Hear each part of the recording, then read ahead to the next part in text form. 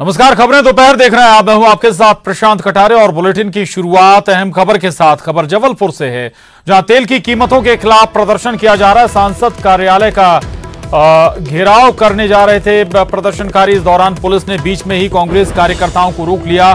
Police से जमकर धक्का मुक्की भी हुई है कांग्रेस कार्यकर्ताओं की। बैलगाड़ी लेकर घेराव करने जा रहे थे कांग्रेस कार्यकर्ता। इसी दौरान पुलिस ने इन्हें रास्ते में रोका है। सैकड़ों कांग्रेस कार्यकर्ताओं को गिरफ्तार भी किया गया है। सोशल डिस्टेंसिंग की भी यहां पर जमकर धज्जियां उड़ती हुई नजर आई हैं।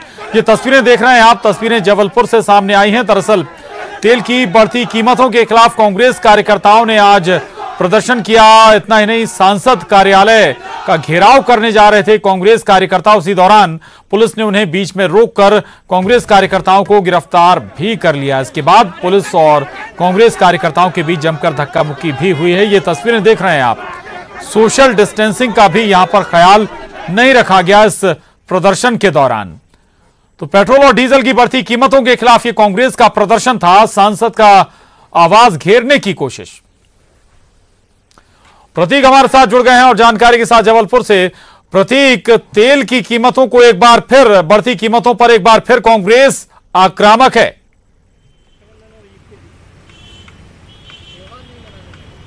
देखिए, बिल्कुल प्रशांत, आज जो है एक बड़ा जंगी प्रदर्शन एनएसयूआई का था पेट्रोल डीजल मूल्य वृद्धि के खिलाफ।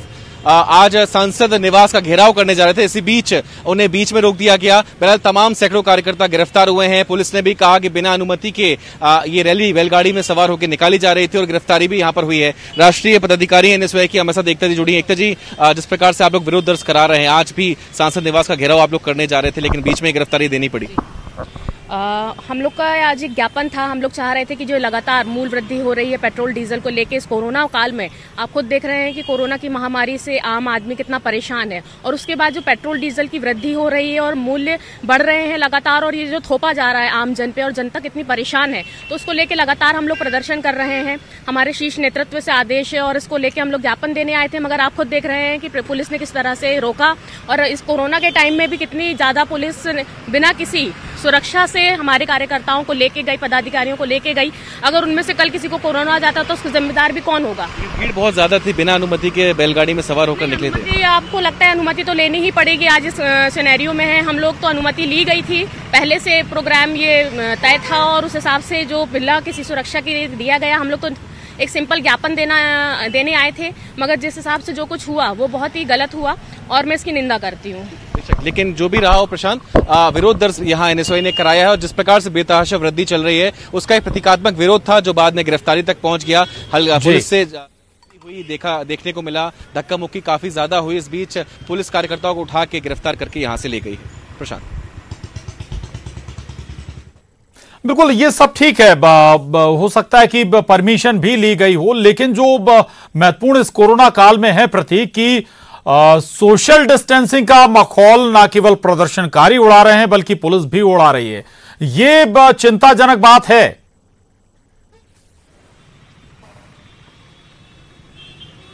बेशक प्रशांत, चूंकि अगर सोशल डिस्टेंसिंग की बात आती है कार्यकर्ताओं की तो हम बात कर ही रहे हैं, लेकिन पुलिस ने भी जिस तरीके से एक वाहन में ठूस सा दिया कार्यकर्ताओं को, करीब 50-60 कार्यकर्ता एक गाड़ी में ठूस दिए गए, तो बेशक वहां भी सोशल डिस्टेंसिंग का पालन तो बेशक नहीं हुआ होगा। और संक्रमण की बात चल रही है, पुलिसकर्मी भी संक्रमित हो रहे हैं। यहाँ कुछ पुलिस से भी गलती हम कह सकते हुई है कि एक साथ एक गाड़ी में इतने सारे कार्यकर्ताओं को नहीं एकदम से अंदर रखना था। बहरहाल गाड़ी वाहन जो है वो जेल परिसर ले गई है, वहां पे उनकी गिरफ्तारी के बाद उन्हें छोड़ा भी जाएगा। लेकिन सोशल डिस्टेंसिंग की दोनों ही ओर से कहीं ना कहीं धज्जियां जो है बोड़ी है।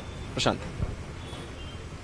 बिल्कुल बिल्कुल, शुक्रिया प्रतीक आपका इस पूरी जानकारी के लिए। तो आज कांग्रेस ने जबलपुर में जो युवा संगठन कांग्रेस का, उसने प्रदर्शन किया तेल की बढ़ती कीमतों के खिलाफ। आगे बढ़ते हैं, आपको मध्य प्रदेश की अब 3 मंडियों की तस्वीर दिखाते हैं। जबलपुर, हरदा और मंदसौर की कृषि उपज मंडियों में हड़ताल है। कृषि उपज मंडी के कर्मचारी नए मॉडल के खिलाफ अपना विरोध दर्ज करा रहे हैं। ये 3 तस्वीरें सामने आई हैं कृषि उपज मंडियों से।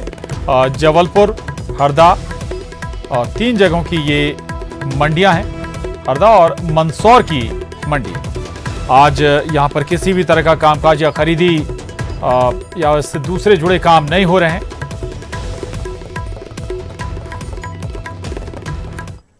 तो आज प्रदेश की सभी कृषि उपज मंडियां बंद हैं। केंद्र के अध्यादेश और प्रदेश में लागू मॉडल एक्ट का विरोध हो रहा है। जबलपुर में भी इसका असर है। संभाग की सभी मंडियां बंद हैं और मंडी कर्मी काम बंद कर हड़ताल पर चले गए हैं। तो ये तस्वीर जबलपुर से है।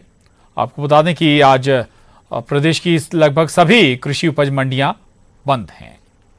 केंद्र सरकार के अध्यादेश और प्रदेश में लागू मॉडल एक्ट के विरोध में आज मध्य प्रदेश भर की तमाम कृषि उपज मंडियां बंद है और समस्त कर्मचारी इस तरीके से सांकेतिक रूप से हड़ताल कर प्रदर्शन कर रहे हैं। कोरोना संकट काल में सोशल डिस्टेंसिंग के साथ सभी कर्मचारी यहां 2-2 फीट के दायरे में बैठे हैं और मौन रूप से अपना विरोध दर्ज करा रहे हैं। समझते हैं आखिर क्या मूल इनकी मांग है। समाज अध्यक्ष जो है इनके हमारे साथ मौजूद हैं। भाई साहब, किस वजह से हड़ताल आप लोग कर रहे हैं? सबसे पहले तो यहाँ पधारे सभी मीडिया और आपके चैनल को बहुत बहुत धन्यवाद देना चाहता हूँ, और उन किसान भाइयों, व्यापारी भाइयों जिनको आज के दिन हम कर्मचारियों से असुविधा हो रही है, उनसे हम बहुत क्षमा चाहते हैं, क्योंकि 1971 से लगातार मंडियां 24 घंटे चालू रहती थी, कभी बंद नहीं हुई। तो आज बंद करने पर भी हमको भी दुख है, लेकिन परिस्थिति ये है कि हम कर्मचारियों का वेतन, भत्ता, पेंशन का कोई भी निराकरण उन दोनों अधिनियमों में कोई निश्चित क्लॉज नहीं समझ में आ रहा है। हम लगातार 2 महीने से संयुक्त मोर्चा, संघर्ष मोर्चा के माध्यम से प्रदेश सरकार के सामने अनुनय विनती कर रहे हैं, और हमारा फर्ज भी है कि हम अनुनय विनती करेंगे, क्योंकि हम सरकारी कर्मचारी, नियम के तहत ही हम बात कर पाएंगे, नियम के बाहर नहीं जाएंगे, क्योंकि हम राजनीतिक व्यक्ति नहीं है ना, राजनीति करना नहीं जानते, राजनीति करने का सवाल ही नहीं उठता। तो हमारा चिंतित होना स्वाभाविक है कि अगर हमको उसमें गाइडलाइन मिल जाए कि आप वेतन, भत्ते और पेंशन के लिए आपको कहीं भटकने की जरूरत नहीं है, शासन इसकी व्यवस्था करेगी, तो हमारी कोई बात ही नहीं है। हमें तो काम को लेके भी कुछ आप लोगों को विरोधाभास है। शायद जो शुल्क है, मंडी शुल्क जो बाहर विक्रय करेंगे उन्हें नहीं देना। जी नहीं, वो शासन की मंशा है। शासन अंदर बिकवाए, बाहर बिकवाए, उससे हमें कोई दिक्कत नहीं। हम तो कर्मचारी हैं, हमें जैसे निर्देश प्राप्त होंगे वो हम करेंगे। लेकिन अगर बाहर बिकता है तो स्वाभाविक है कि किसान को भी नुकसान है इससे। तो हमारे कर्मचारी, अधिकारी तत्काल व्यापारी को बुलाकर उसका भुगतान करा देते हैं। तो सांकेतिक रूप से एक दिन की हड़ताल है, इनका सामूहिक हड़ताल। तो आज एक दिन के सामूहिक अवकाश या हड़ताल जो भी कह लें, आज सभी मंडी कर्मचारी हैं। मध्य प्रदेश भर की मंडियां जो हैं वो आज बंद हैं और मूल रूप से जहां तो आज प्रदेश भर की सभी उपज मंडियां बंद हैं। कर्मचारियों ने आज हड़ताल का ऐलान किया हुआ है। किसी भी तरह का कामकाज नहीं हो पा रहा है। प्रतीक हमारे साथ जबलपुर से जुड़ रहे हैं, प्रवीण तंवर हरदा से हमारे साथ जुड़ रहे हैं, साथ ही आशीष जैन नरसिंहपुर से हमारे साथ हैं। प्रतीक, अध्यादेश में क्या है और जो मॉडल एक्ट, इसमें सबसे ज्यादा ऐसे कौन से बिंदु हैं जिस पर आपत्ति है इन मंडी कर्मचारियों को? देखिए प्रशांत, स्पष्ट कर दूं कि केंद्र सरकार ने जो अध्यादेश लाया और उसके बाद जो मॉडल एक्ट का स्वरूप मध्य प्रदेश में बदला है, उसके क्या निहित प्रावधान है ये सार्वजनिक अब तक नहीं हुए हैं, और यही वजह है कि एक भ्रम की हालत तमाम मंडी कर्मियों में है। जो मोटा मोटा समझ में आया है वो ये कहता है मॉडल एक्ट कि अब बिना किसी शुल्क के ही व्यापार मंडी और मंडी के बाहर हो सकेगा। मात्र एक पैन कार्ड के जरिए जो भी सामग्री या सामान है वो कोई भी व्यापारी बेच सकते हैं। तो मंडी शुल्क अगर नहीं वसूला जाएगा तो ऐसे मंडी कर्मियों का कहना है कि उनके वेतन भत्ते कैसे निकलेंगे, चूंकि सरकार से कोई अलग से बजट इनके लिए नहीं आता है। जो मंडी शुल्क वसूला जाता है उससे ही इनके तमाम खर्चे, चाहे वेतन हो, पीएफ की राशि, वो तमाम निकलती है। सरकार ने मॉडल एक्ट के क्या प्रावधान है उसे सार्वजनिक नहीं किया है अब तक, और इस लिहाज से जो अध्यादेश की बिंदु हैं वो तो यही कहते हैं कि शुल्क नहीं वसूला जाएगा। तो क्या इनकी वेतन भत्तों के लिए सरकार कोई अलग बजट करेगी, उसकी भी जानकारी इनके पास नहीं है। वहीं जो हमाल हैं उनके लिए भी कोई निहित प्रावधान इस नीति में नहीं किया है, तो उनकी रोजी रोटी पर भी संकट गहरा सकता है। तमाम बिंदुवार मांग हैं जो कि मंडी कर्मी रख रहे हैं। आज एक दिवसीय पूरी मध्य प्रदेश की मंडी आपको बता दूं आज बंद है। एक दिवसीय सामूहिक अवकाश लेकर आज सभी हड़ताल पर है। अब राज्य सरकार से मांग कर रहे हैं कि वो उनकी तमाम मांगों पर विचार करते हुए खुलकर सामने आए और उनकी मांगों का स्पष्टीकरण में जवाब दें। तो फिलहाल आज सांकेतिक विरोध है, हड़ताल है। आगामी जो रूपरेखा है इनकी बनेगी। प्रशांत, बिल्कुल रहिएगा प्रतीक। प्रवीण तंवर हरदा से हमारे साथ। प्रवीण, हरदा की कृषि उपज मंडी की क्या तस्वीर है, क्या कहते हैं जो कर्मचारी हैं?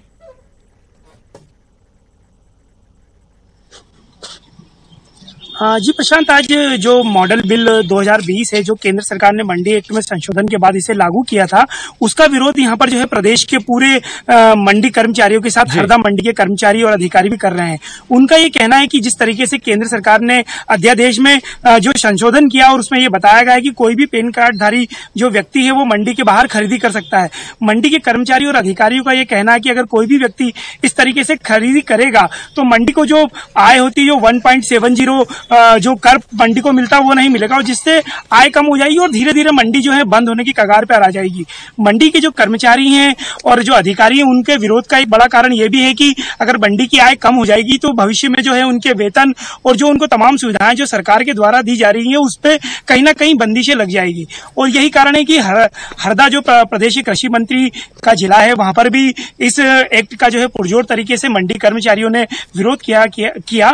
हरदा जिले में करीब 6 मंडियां हैं जहां के लगभग 150 से ज्यादा कर्मचारियों ने इस मॉडल बिल का जो है विरोध किया। अभी भी हम आपको तस्वीर दिखा सकते हैं हरदा मंडी की, जहां पर कर्मचारी अभी भी जो है प्रदर्शन कर रहे हैं।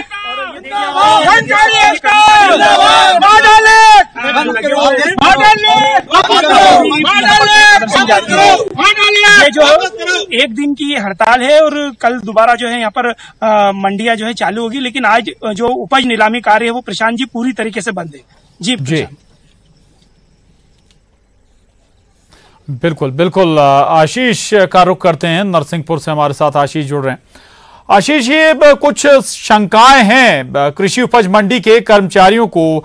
स्वाभाविक है कि प्रशासन से भी इनने पहले बात की होगी, वहां तस्वीर साफ नहीं हुई क्या कर्मचारियों की? जी प्रशांत, मैं आपको बता दूं कि अभी जिस समय हम यहाँ मंडी में मौजूद हैं, कर्मचारी जो मंडी के हैं वो सारे कलेक्टर को ज्ञापन सौंपने गए इस बात को लेकर कि कहीं ना कहीं उनके हितों का जो है इस एक्ट के बाद नुकसान होने जा रहा है। मंडी का यदि प्राइवेटीकरण हो जाएगा तो उसके बाद जो उनके हित हैं, उनकी नौकरियां हैं, उनकी जो सैलरी है, उनके वेतन है, उनका परिवार कैसे चलेगा, ये कई प्रकार की शंका है जिनको लेके वो ये सोच रहे हैं कि उनका हितों का नुकसान है। और उसके चलते आज मंडियां बंद हैं। आप देख सकते हैं, पूरा दृश्य हम दिखा रहे हैं आपको कि ये मंडियां सूनी पड़ी हैं। इस समय हम ये करेली का नज़ारा है। पूरे देश में, हिंदुस्तान में गुड़ के लिए फेमस मंडी है, इसके साथ अरहर के लिए बड़ी पैदावार नरसिंहपुर जिला देता है। ऐसे हाल में कहीं ना कहीं किसान भी पशुपेश में हैं तो व्यापारी भी पशुपेश में हैं। मंडी कर्मचारी आज इस बात को लेके प्रदर्शन कर रहे हैं, विरोध कर रहे हैं कि जो प्रक्रिया चली आ रही है वही प्रक्रिया चलती रहे, जिससे उनका परिवार भी चलता रहे, उन्हें वेतन के लाले भी ना पड़े। और कहीं ना कहीं एक नौकरी का जो संकट है वो समझ में आता है उन्हें कि आने वाले दिन यदि हो सका मंडी का जब निजीकरण हो जाएगा तो उनके लिए भी दिन आगे आने वाले दिन परेशान करने वाले होंगे। जी बिल्कुल, आने वाले वक्त में परेशानी स्वाभाविक है इनके लिए होगी। प्रतीक का रुख कर रहे हैं। प्रतीक, जो सवाल उठाए जा रहे हैं इन पर प्रशासन क्या कह रहा है? अगर मॉडल एक्ट लागू किया गया है तो फिर कैसे वाकई में इनकी सैलरी और इनकी जो भत्ते हैं या फिर दूसरी चीजें, खर्चे हैं, उनकी भरपाई कैसे होगी? क्या विकल्प हैं शासन प्रशासन के पास?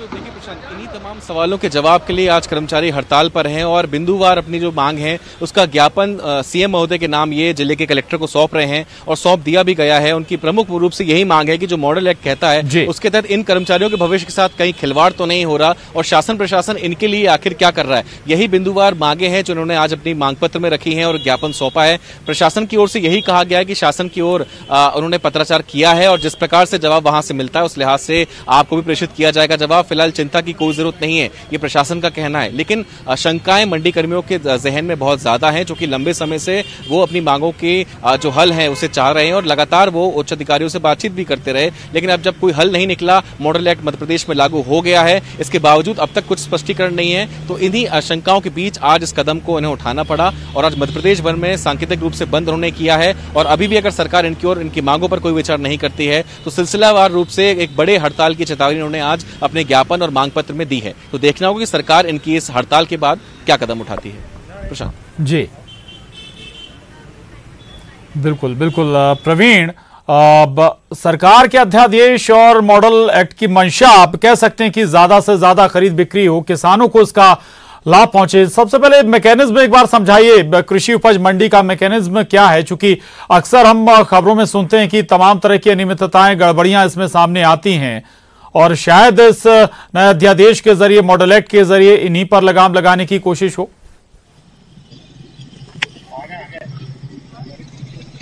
जी हाँ प्रशांत, ये जो पूरा मामला है ये कहीं ना कहीं किसानों से के शोषण से भी जुड़ा हुआ है कि अभी तक जिस तरीके से जो हमारी पुरानी जो नियम रहे हैं, जो पुराने हमारे यहाँ जो रीत रही है, उसमें ये होता था कि मंडी में जो व्यापारी है उनकी एक मोनोपाली चला करती थी और उस मोनोपाली के तहत जो है किसानों से एक तय दाम कर दिए जाते थे, उससे ज्यादा भाव वहां पर किसानों को मिलता नहीं था, जिसके कारण किसानों को जो है कम अपने जो उपज है उसका दाम मिलता था। और यह कहीं ना कहीं एक बड़ा कारण है कि किसानों की आय बढ़ाने के लिए केंद्र ने जो इसमें संशोधन किया है और राज्य ने इसको जो है मध्य प्रदेश में भी लागू मंडियों में कर रही है। इससे कहीं ना कहीं यह होगा कि जो किसान हैं उनको ज्यादा भाव मिलेगा, क्योंकि प्रतिस्पर्धा बढ़ेगी जब मंडियों में व्यापारियों के बीच, तो ज्यादा से ज्यादा किसानों को लाभ होगा। तो एक ये भी कह सकते हैं कि ये किसानों को लाभ देने वाला ये बिल है, लेकिन कहीं ना कहीं जो मंडी के कर्मचारी हैं, अधिकारी, उनको अपने भविष्य की चिंता यहाँ पर सता रही है और यही कारण है कि वो लोग इसका विरोध कर रहे हैं। जी बिल्कुल बिल्कुल। अब आशीष के पास चलते हैं। आशीष, पहली बात तो ये कि आखिर जो कर्मचारी हैं उनका जिम्मा शासन का है, उन्हें अपनी पगार और वेतन की चिंता क्यों सताने लगी है? स्वाभाविक है कि सरकार किसी दूसरी मद से उनकी व्यवस्था करेगी। और दूसरी बात एक और भी कि आज की इस उपज मंडी का जो बंदी है पूरे प्रदेश में, खासतौर से नरसिंहपुर में किन किन जो फसलें उनकी खरीद प्रभावित हो रही है, चूंकि अनाज तो पहले ही खरीदा जा चुका है। आशीष जी प्रवीण, जी प्रशांत जी, बिल्कुल ये बात है कि कहीं ना कहीं जो सरकार की मंशा है वो आने वाले दिनों में साफ हो पाएगी। किस तरह से यहाँ के जो मंडी के कर्मचारी हैं उनके लिए व्यवस्थाएं की जाएंगी, किस तरह से उन्हें रिटायरमेंट दिया जाता है तो किस तरह की नीतियां होंगी रिटायरमेंट देने की। निसंदेह सरकार तो अपने हिसाब से उनके हितों का ध्यान रखेगी, लेकिन जो एक चिंता है, जो आशंका है मंडी कर्मचारियों को, उस बात को लेकर उन्होंने जरूर हड़ताल की है और आज उसी के चलते मंडी का पूरा कामकाज जरूर प्रभावित है। लेकिन जिस तरह से किसान यहाँ आज गुलजार होती थी मंडियां, ये जो शेड देख रहे हैं खाली पड़ा है, इसके नीचे आज यहाँ मूंग की फसल होती थी, चने की फसल होती थी, वो नहीं लगी हैं। लेकिन कहीं ना कहीं किसान यदि और व्यापारी की यदि हम बात करते हैं तो उन्हें जरूर सुकून है थोड़ा सा इस एक्ट के आने के बाद। उन्हें लगता है कि इससे उनका फायदा होने जा रहा है। जिस तरह से मंडी में आने के बाद उन्हें टैक्स चुकाना पड़ता है, व्यापारियों को यहाँ टैक्स देना पड़ता है। यदि मंडी के बाहर किसान अपना अनाज बेचता है, व्यापारी अपनी डील करते हैं, तो उन्हें किसी प्रकार के टैक्सेशन से मंडी से कोई मतलब नहीं होगा। अभी मंडी का सीधा हस्तक्षेप होता है उस सारे मामले को लेकर। यदि किसान अपना अनाज बेचना चाहता है मंडी के बाहर और कोई व्यापारी खरीदना चाहता है तो उसमें कहीं ना कहीं यही एक चिंताएं हैं कि मंडी की महत्वता या इसकी उपयोगिता कम हो जाएगी या खत्म हो जाएगी। ये चिंताएं कृषि उपज मंडी के कर्मचारियों को हैं और इसीलिए आज वो अपना विरोध भी दर्ज करा रहे हैं। शुक्रिया प्रतीक आपका, प्रवीण और आशीष आपका भी बहुत धन्यवाद। वक्त एक छोटे से ब्रेक का है। ब्रेक बाद अगली खबर का रुख करते हैं। मध्य प्रदेश के एक शख्स को पुणे पुलिस ने गिरफ्तार किया है। पकड़े गए युवक के पास से महाराष्ट्र पुलिस ने 42 पिस्टल और 66 कारतूस बरामद किए। वहीं आरोपी से जुड़े 11 लोगों की भी तलाश जारी है जो युवक के रैकेट का हिस्सा थे। पुणे पुलिस के मुताबिक ये अब तक की सबसे बड़ी हथियारों की रिकवरी किसी हथियार तस्कर से है।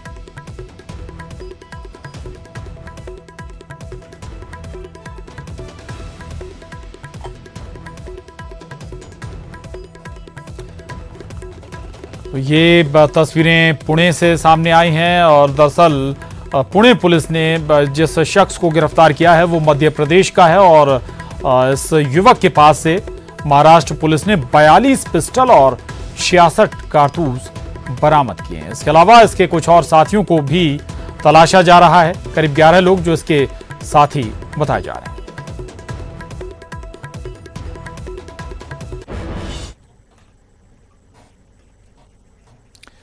और अगली खबर ग्वालियर से, जहां थाने में रिश्वत लेते एक एएसआई की गिरफ्तारी हुई है। 2500 रुपए की रिश्वत लेते एएसआई को गिरफ्तार किया गया है। एएसआई आरपी गुनकर को लोकायुक्त ने रंगे हाथों पकड़ा है। कांस्टेबल मुकेश सिंह भी 500 रुपए लेते हुए पकड़ा गया है। 4000 की रिश्वत लेते हुए इन्हें गिरफ्तार किया गया है। तो ये बड़ी खबर है ग्वालियर से, जहां थाने में रिश्वत लेते एक एएसआई को पकड़ा गया है। खबर छतरपुर से है, जहां खजुराहो में 4 दिन के लिए लॉकडाउन रहेगा। कोरोना के बढ़ते आंकड़ों के बीच ये प्रशासन ने फैसला लिया है। कल खजुराहो में 4 कोरोना पॉजिटिव मामले सामने आए थे और इसके बाद अब छतरपुर जिले के खजुराहो में 4 दिन के लिए अब लॉकडाउन का फैसला किया गया है। लगातार यहां पर कोरोना के मामले बढ़ रहे हैं।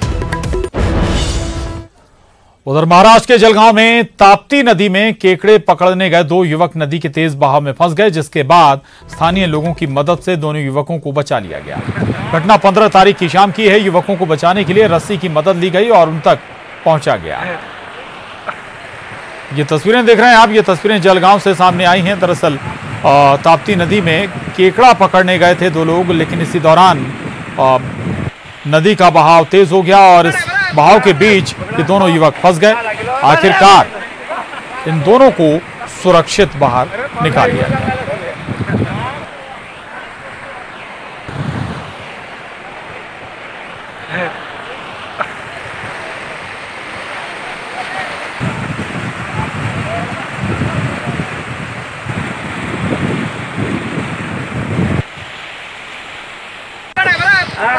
ये तस्वीरें देख रहे हैं आप और रस्सी लेकर एक शख्स इन तक पहुंचा, जिसके बाद इन्हें बाहर निकाला गया। आगे बढ़ते हैं खबर खरगोन से। खरगोन में पुलिया पर पानी होने के बावजूद बाइक निकालनी एक शख्स को भारी पड़ गई। बाइक समेत युवक तेज बहाव में बह गया।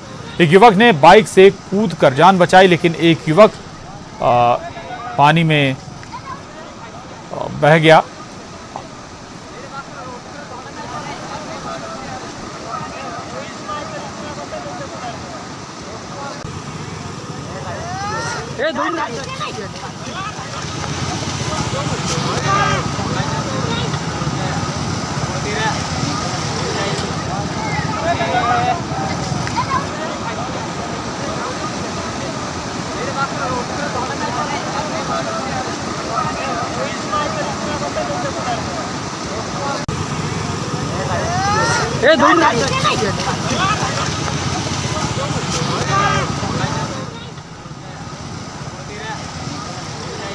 तो आपको बता दें, ये जो तस्वीरें हैं वो खरगोन से सामने आई हैं, जहां पर पुलिया के ऊपर से पानी बहने के बावजूद बाइक सवार पुलिया क्रॉस कर रहे थे, लेकिन नतीजा ये हुआ कि एक शख्स पानी में बह गया।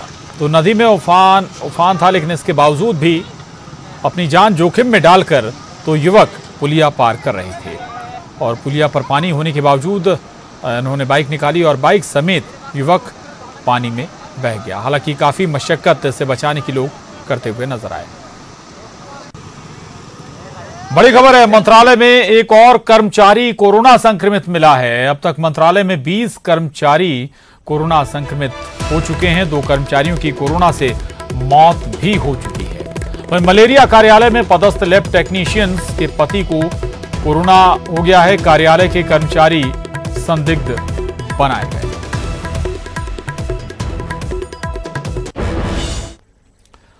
आगे बढ़ते हैं। धार के एक मासूम इलाज के दर के लिए भटक रहा है। मजदूर माता पिता की 6 साल की बच्ची गंभीर बीमारी से जूझ रही है, लेकिन अभी तक इसे किसी तरह की मदद नहीं मिली।